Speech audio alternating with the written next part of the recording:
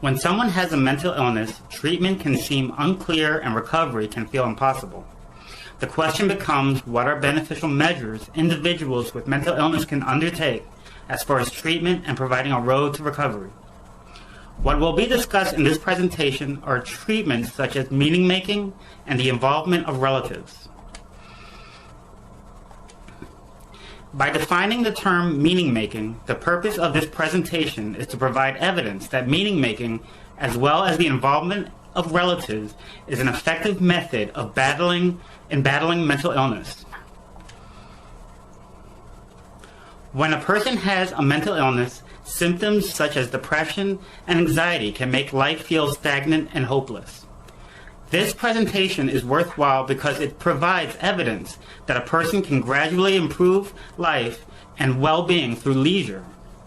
The potential impact of this presentation will be to show a person with mental illness how they can live a life with contentment, purpose, and meaning. The quest of a life that is significant, purposeful, and rewarding is a vital objective for humans and is fundamental for contentment and individual well-being. Meaning-making refers to a process by which a person derives meaning from an activity. A central area of life that can assist people to encompass valued meaning of life is through leisure. Research has shown that various forms of leisure can promote meaning-making in a number of different ways. For example, psychologically, spiritually, socially, and culturally. Leisure-generated experiences are chiefly striking in people with disabilities, for the reason that they are often presented with limited opportunities for active and meaningful engagement, such as educational, occupational, and community. This is a result of negative stigma, discrimination and oppression, and social exclusion. Potentially, leisure may play a key role in the process of meaning-making among people with mental illness. Studies have shown that the daily life of people with severe and persistent mental illness have everyday lives that are characterized by very little stimulation, implying some connection between the experience of boredom and anxiety, a life without meaning. This is why naturally occurring social and recreation activities could not be stressed enough.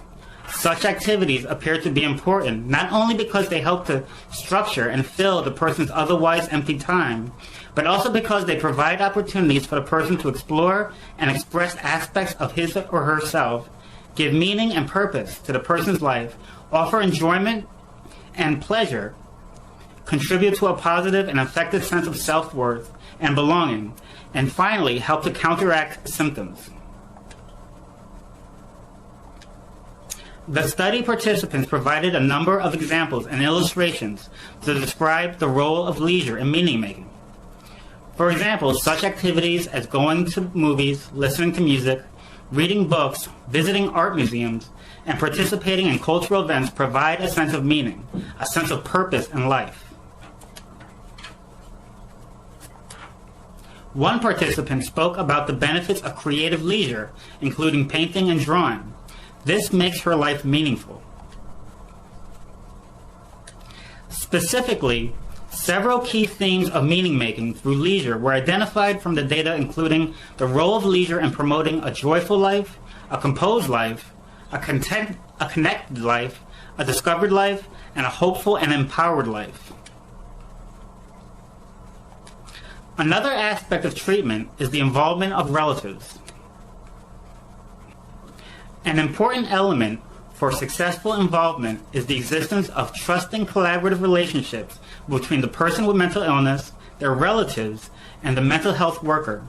Negative dynamics appear to constantly impede such relationships, in particular through power struggles between relatives and mental health workers. In conclusion, the method of meaning-making through leisure as treatment for mental illness has confirmed to improve people's lives.